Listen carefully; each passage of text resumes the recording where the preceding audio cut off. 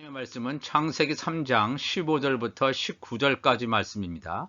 말씀 제목은 첫 아담의 열매다 하는 제목으로 말씀을 나누겠습니다. 먼저 이 본문을 제가 읽어드리겠습니다.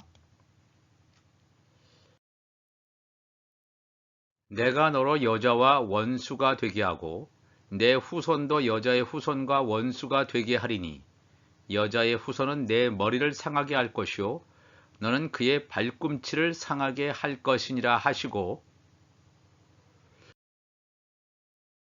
또 여자에게 이르시되 내가 내게 임신하는 고통을 크게 더하리니 내가 수고하고 자식을 낳을 것이며 너는 남편을 원하고 남편은 너를 다스릴 것이니라 하시고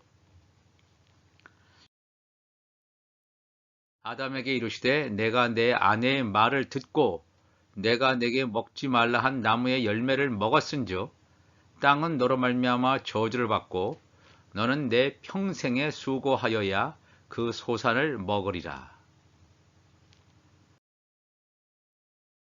땅이 내게 가시덤불과 엉겅퀴를 낼 것이라. 내가 먹을 것은 밭의 채소인즉 내가 흙으로 돌아갈 때까지 얼굴에 땀을 흘려야 먹을 것을 먹으리니 내가 그것에서 취함을 입었음이라. 너는 흙이니 흙으로 돌아갈 것이니라 하시니라. 아멘. 모든 사람은 누구나 다 하나님의 형상으로 만들어졌는가? 아니면 처음부터 어떤 사람은 악의 열매로 지어진 자들이 있었는가? 이런 질문을 할 때가 있습니다. 아니면 하나님의 형상으로 만들어졌긴 했지만 죄가 세상에 들어오므로 하나님의 형상이 파괴되어 버린 그런 악한 자가 있는가? 이 질문은 악의 근원이 어디서부터 생겨났는가라는 질문과 함께 사람들을 끊임없이 괴롭혀온 질문들이었습니다. 성경은 분명히 인류 최초의 조상인 아담과 그의 아내인 여자가 선악을 알게 하는 열매를 먹음으로 죄가 들어왔음을 증거하고 있습니다. 또한 중요한 사실은 사탄이라고 하는 뱀의 유혹으로 생겨난 이런 죄의 들어옴은 이전과는 전혀 다른 인류의 구분을 만들었다는 것입니다. 성경은 명확하게 뱀의 후손과 여자의 후손으로 나누어질 것임을 처음부터 확증적으로 선언하고 있습니다. 내가 너로 여자와 원수가 되게 하고 하나님께서 뱀에게 사탄에게 말하는 거죠. 여자와 원수가 되게 하고 내 후손도 뱀의 후손도 여자의 후손과 원수가 되게 하리니 여자의 후손은 내 머리를 상하게 할 것이요 너는 그의 발꿈치를 상하게 할 것이라. 이 뱀의 후손은 예수 그리스도를 십자가에 못 박게 한다는 것입니다. 그러나 여자의 후손 이 그리스도는 이 뱀의 후손의 머리를 쳐버리는 정수리를 쳐버리는 이 놀라운 하나님의 역사 구원 역사가 있게 될 것임을 창세기 3장 15절은 말하고 있습니다. 창세기 3장 15절은 메시아의 구원의 역사 또 이 사단 마귀의 십자가를 예수님으로부터 예수님을 지게 만드는 이 놀라운 구원의 역사가 한 절에 다 나타나 있습니다. 예수님께서 뿌리신 천국의 아들들과 마귀가 뿌린 악한 자의 아들들, 즉 가라지를 철저히 구분하고 계신다는 것입니다. 마태복음 13장 37절 보면 대답하여 이르시되 좋은 씨를 뿌리는 이는 인자요. 이건 가라지의 비유죠. 밭은 세상이요. 좋은 씨는 천국의 아들들이요. 가라지는 악한 자의 아들들이요. 가라지를 뿌린 원수는 마귀요. 추수 때는 세상 끝이요. 추수꾼은 천사들이라 그랬습니다. 이 말씀 가운데 분명하게 좋은 씨 천국의 아들들, 가라지, 원수, 마귀가 뿌린 악한 자의 아들들 분명하게 나누어지고 있습니다. 오늘은 선악과를 먹은 아담이 받는 고통스러운 결과물에 대해서 살펴보려고 합니다. 예수님께서 하늘에 속한 사람의 기원으로 이 땅에 오셨습니다. 예수님은 그렇죠. 근데 이 첫 번째 사람 아담은 땅에 속한 사람의 기원으로 지음받은 존재입니다. 그러니까 첫 번째 아담, 예수님을 마지막 아담이라고 하는 것입니다. 우리가 이것을 잘 알아야 될 줄로 믿습니다. 창세기 3장 16절 보면 하나님께서 여자에게 이르시되 내가 내게 임신하는 고통을 크게 더하리니 내가 수고하고 자식을 낳을 것이며 너는 남편을 원하고 남편은 너를 다스릴 것이니라. 이 여자라고 하는 것은 이 교회를 말합니다. 여기서는 이 땅에 속한 교회, 이 땅에서 드리는 종교적인 제단, 이걸 말하는데 이 여자는 이 땅에 속한 교회는 남편을 원한다. 즉 율법 하에 있게 된다는 것입니다. 율법 하에 매여 있게 되는 것입니다. 율법 하에 매여서 죄와 사망의 법에 매여 있는 자유가 없는 그런 땅에 속한 교회의 모습을 말하고 있습니다. 그렇다면 이 아담에게 이르시되 내가 내 아내 여자의 말을 듣고 내가 내게 먹지 말라 한 나무의 열매를 먹었은즉 땅은 너로 말미암아 저주를 받고 너는 내 평생에 수고하여야 그 소산을 먹으리라 그랬죠. 땅이라고 하는 것은 흙으로 만들어졌습니다. 사람, 첫 번째 사람 이 아담은 흙으로 만들어졌습니다. 이 아담에게 내린 하나님의 저주는 뭐냐면 땅이 아담을 빚었던 이 땅이 저주를 받고 너는 평생에 수고하여야 그 소산을 먹는 즉 율법 하에 있는 자가 당하는 그러한 고난, 고통을 여기서 말하고 있다는 사실을 우리가 기억해야 됩니다. 이 아담에게는 가족을 먹여 살릴 가장으로서 가정을 책임지는 존재로 부담이 주어졌습니다. 아담은 생존의 수단인 땅을 통해서 먹을 양식을 마련해야 하는데 씨만 뿌리면 힘들이지 않고 곡식으로 열매를 맺고 거두어서 가족을 먹여 살릴 수 있는 것이 아닙니다. 그렇죠? 땅이 저주받았기 때문에 땅이 내게 가시덤불과 엉겅퀴를 낼 것이라. 내가 먹을 것은 밭의 채소다 그랬습니다. 이 말씀이 굉장히 중요한 말씀입니다. 아담이 뿌리지도 않았는데 어디서 나타났는지 땅에 가시덤불, 엉겅퀴가 나올 것임을 성경은 분명히 말하고 있습니다. 그렇지만 먹을 수 있는 양식인 밭의 채소도 있음을 아울러 말하고 있습니다. 이렇게 땀을 흘리며 수고하여 먹을 것을 마련해도 아담은 결코 죽음을 피할 수 없었습니다. 아담이 에덴 동산에서 쫓겨나지 않았다면 그는 에덴 동산에서 영원히 살 수 있었을 것입니다. 그러나 죄로 인해서 영적 세계인 에덴 동산에서 추방됨으로 영원히 사는 길이 막히고 죽음을 맞이하게 됩니다.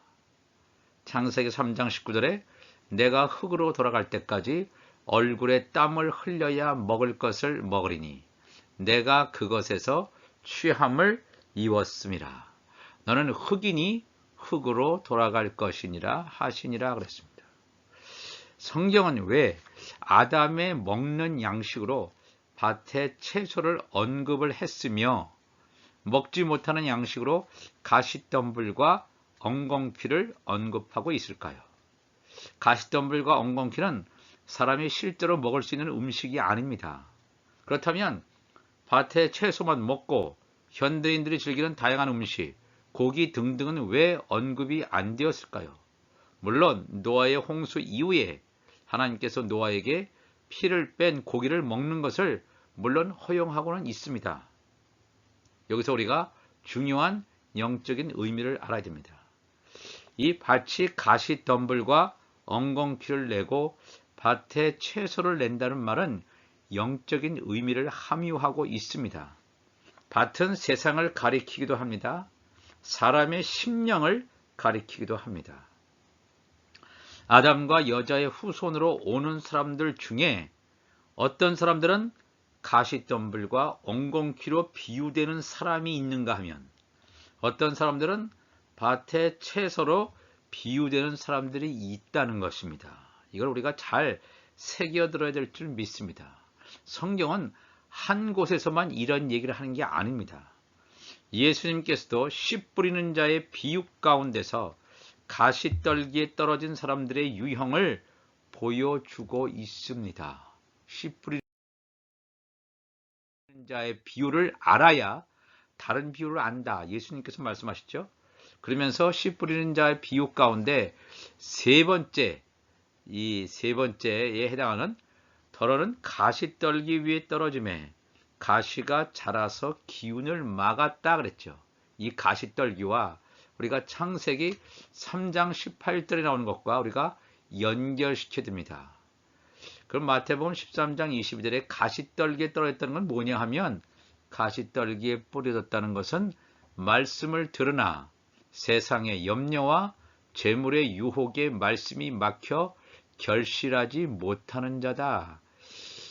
가시덤불과 엉겅퀴에 해당되는 사람은 가라지와 같은 자예요. 천국 말씀을 아무리 들어도 세상에 대한 관심밖에 없어요. 세상이 주는 재물의 유혹에 완전히 그 마음이 빼앗겨져 있기 때문에 말씀이 들어가지 않습니다. 가라지기 때문에 말씀이 들어가지 않습니다. 우리가 이것을 잘 알아야 됩니다. 이 구약성경 다른 데서도 한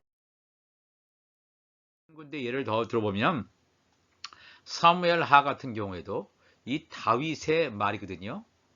이새의 아들 다윗이 말하며 높이 세워진 자 야곱의 하나님께로부터 기름 부음 받은 자 이스라엘의 노래 잘하는 자가 말하노라. 이 다윗은 하나님의 자녀의 예표입니다. 여호와의 영이 나를 통하여 말씀하시며 그의 말씀이 내 혀에 있도다. 이스라엘의 하나님이 말씀하시며 이스라엘의 반석이 내게 이르시기를 사람을 공의로 다스리는 자 하나님을 경외함으로 다스리는 자여 하면서 5절에 뭐라고 말씀하시냐면 내 집이 하나님 앞에 이같지 아니하냐. 하나님이 나와 더불어 영원한 언약을 세우사 만사에 구비하고 견고하게 하셨으니 나의 모든 구원과 나의 모든 소원을 어찌 이루지 아니하시랴. 그러나 사악한 자는 다 내버려질 가시나무 같으니 이는 손으로 잡을 수 없음이로다 그랬습니다. 사악한 자는 다 버려질 가시나무 같다. 가시덤불, 이 코츠라고 하는 히브리어 똑같은 단어를 사용하고 있습니다. 이 사악한 자를 가시나무에 비유하고 있습니다. 이 가라지죠. 가라지 같은 자. 그 다음에 또 예레미야 4장에도 보면 4장 3절 여호와께서 유다와 예루살렘 사람에게 이와 같이 이르노라. 너희 묵은 땅을 갈고 가시덤불에 파종하지 말라. 유다인과 예루살렘 주민들아 너희는 스스로 할례를 행하여 너희 마음 가죽을 베고 나 여호와께 속하라. 그리하지 아니하면 너희 악행으로 말미암아 나의 분노가 불같이 일어나 살얼이니 그것을 끌 자가 없다 그랬습니다. 너희의 묵은 땅을 갈라 그랬죠. 우리의 심령밭을 갈라는 거예요. 실제로 땅을 갈라 그러는 게 아니라 우리의 마음밭을 갈고 가시덤불에 파종하지 말라. 가시덤불, 가시나무 동일한 거죠. 이 가라지 같은 것에 파종하지 말라 그랬습니다. 그리고 육신적인 할례를 행하지 말고 마음의 가죽을 베라는 건 마음의 할례를 말합니다. 마음의 할례, 그리스도의 할례, 우리의 육이 죽고 영이 사는 이 놀라운 것을 행할 것을 성경은 우리에게 말씀하고 있습니다. 우리가 이것을 잘 기억해야 됩니다. 그리고 히브리서 기자는 히브리서 6장 8절에 만일 가시와 엉겅퀴를 내면 버림을 당하고 저주함에 가까워 그 마지막은 불사름이 된다. 이것이 식물에 대한 것이 아님을 알 수 있죠. 가시와 엉겅퀴. 창세기 3장 18절에 나온 가시덤불과 엉겅퀴가 이 하나의 식물을 말하는 것이 아니고 가시와 엉겅퀴는 어린 양의 생명책에 기록되지 못한 가라지를 말합니다. 가라지. 가시와 엉겅퀴가 우리들의 열매가 만약에 가시나무와 엉겅퀴를 낸다면 버림을 당한다 그랬어요. 저주받는다 그래요. 마지막은 불사름이 된다. 이건 뭡니까? 불사름이 된다는 것은 백보자 심판 이후에 영원한 불못, 지옥에 들어갈 것임을 히브리서 기자는 분명히 말하고 있습니다. 그냥 식물로서의 가시나 엉겅퀴를 말하는 것이 아니다 하는 것을 분명히 말씀드립니다. 그래서 이 가시나무와 엉겅퀴라고 하는 열매를 내는 아담의 후손들이 있다면 어떤 일이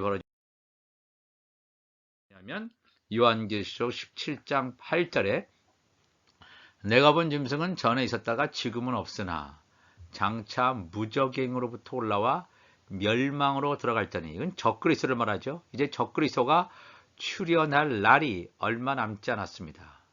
적그리스도가 올라오는데 나타나게 되는데 땅에 사는 자들로서 창세 이후로 그 이름이 생명책에 기록되지 못한 자들, 지금 말한 가시덤불과 엉겅퀴, 이런 가라지, 어린 양의 생명책에 이름이 기록되지 못한 자들이 이전에 있었다가 지금은 없으나 장차 나올 짐승을 보고 놀랍고 경배하는 거예요.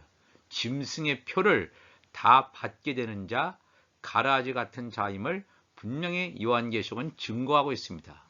또 요한계시록 20장 15절에도 누구든지 생명책에 기록되지 못한 자는 불못에 던져진다.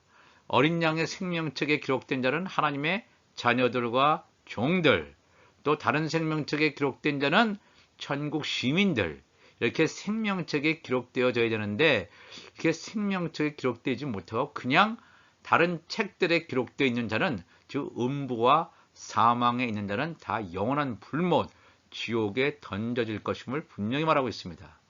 요한계시록 21장 27절에도 무엇인지 속된 것이나 가증한 일 또는 거짓말하는 자는 결코 그리로 들어가지 못하되 새 예루살렘 성에 들어가지 못하되 오직 어린 양의 생명책에 기록된 자들만 들어가리라 그랬습니다. 그러니까 어린 양의 생명책에 기록되지 못하는 가시덤불, 가시나무, 엉겅퀴에 해당하는 자는 완전히 구원에서 배제되는 자임을 성경은 여러 곳에서 증거하고 있습니다. 그렇다면 우리 예수님께서는 또 뭐라고 말씀하시냐면 마태복음 7장 16절에 그들의 열매로 그들을 알지니 가시나무에서 포도를 또는 엉겅퀴에서 무화과를 따겠느냐 그랬습니다. 이것은 식물을 얘기하는 게 아닙니다. 가시나무, 엉겅퀴를 지금 창세기에서 봤죠. 아, 이들은 가시나무, 엉겅퀴는 가라지를 말하는 거구나. 어린 양의 생명책에 기록되지 않은 자를 말하는구나. 이들은 다 멸망당할 자예요. 그런데 이 가시나무에서 포도 열매라고 하는 것은 하나님의 자녀, 예수님의 지체, 예수님의 신부를 말합니다. 그 가시나무 가운데서 포도 열매를 구할 수 있습니까? 딸 수 있습니까? 전혀 할 수 없죠.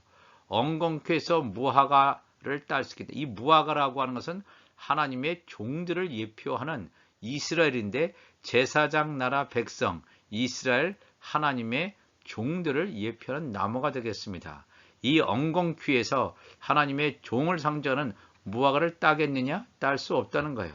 누가복음 6장 44절에도 나무는 각각 그 열매로 아나니 가시나무에서 무화과를 또는 찔레에서 포도를 따지 못한다 그랬습니다.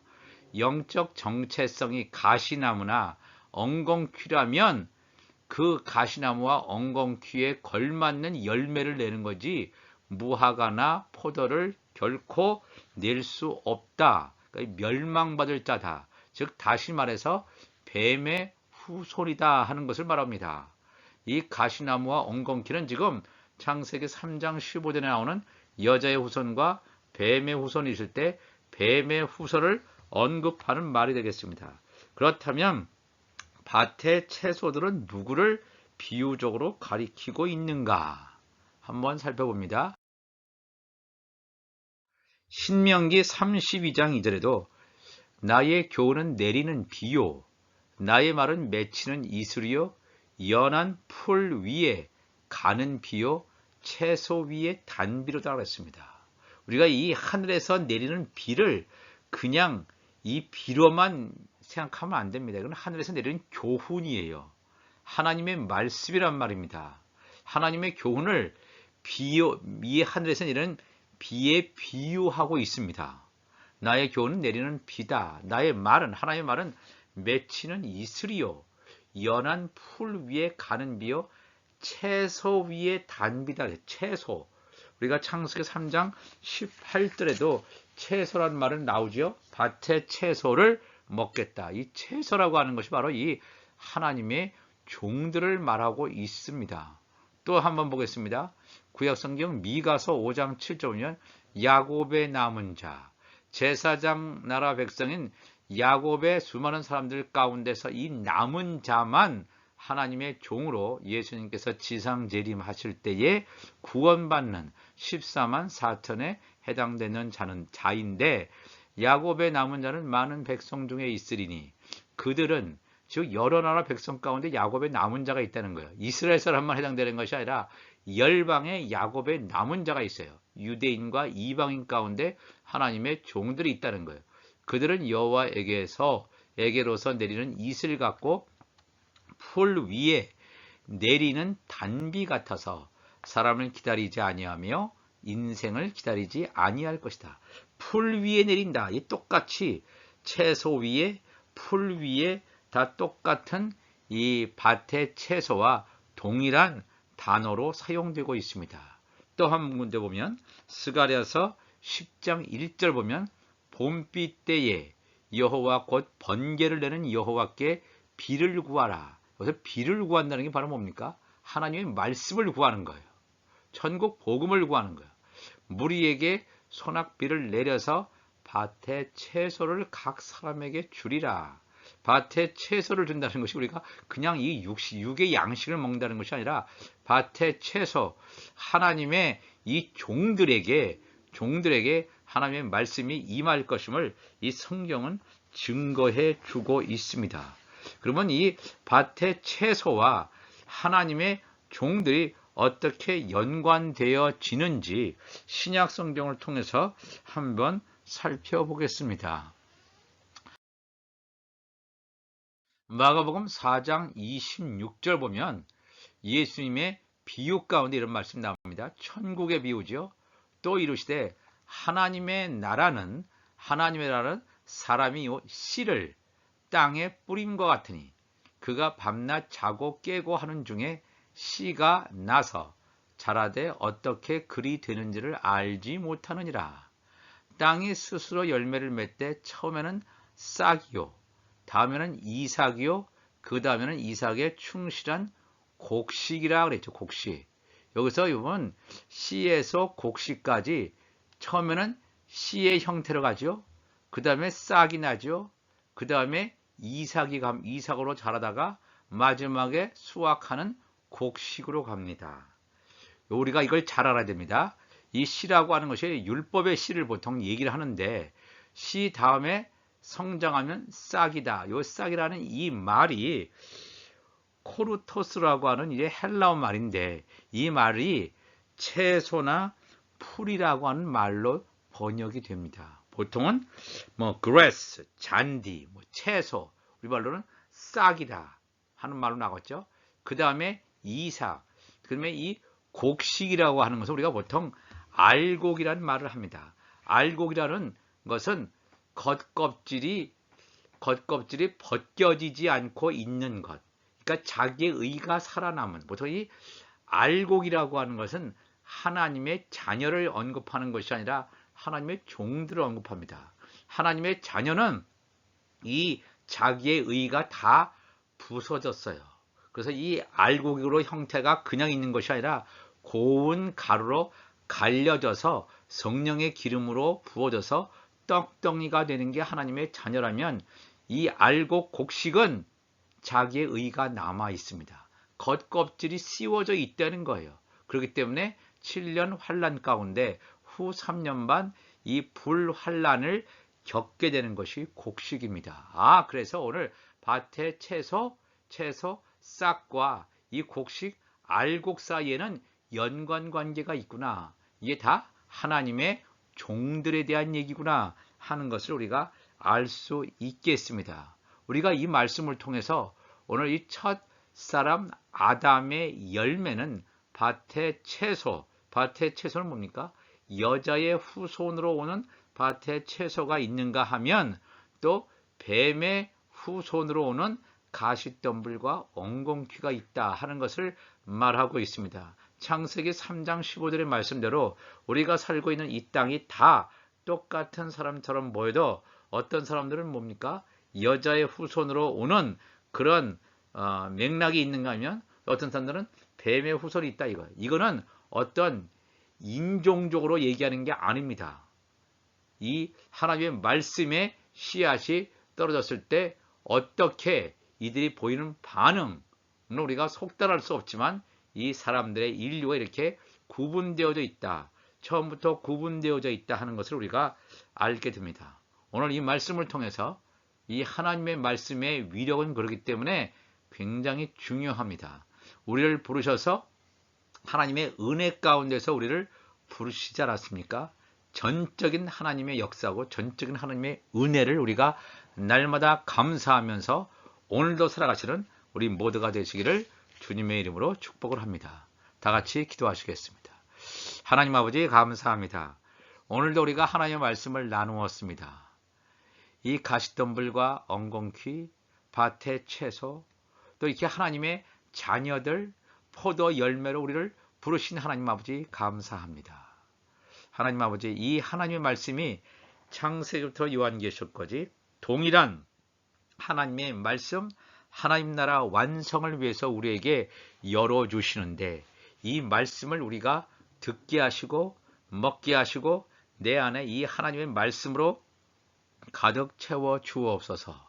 그래서 하나님께서 우리를 세워서 두 증인의 사명을 감당할 수 있는 그 때가 올 때 우리가 입을 열 때 성령이 말하게 하심을 따라 말씀을 증거하는 증거자들이 되게 하여 주옵소서. 우리 주님 감사하며 예수님의 이름으로 기도하옵나이다. 아멘.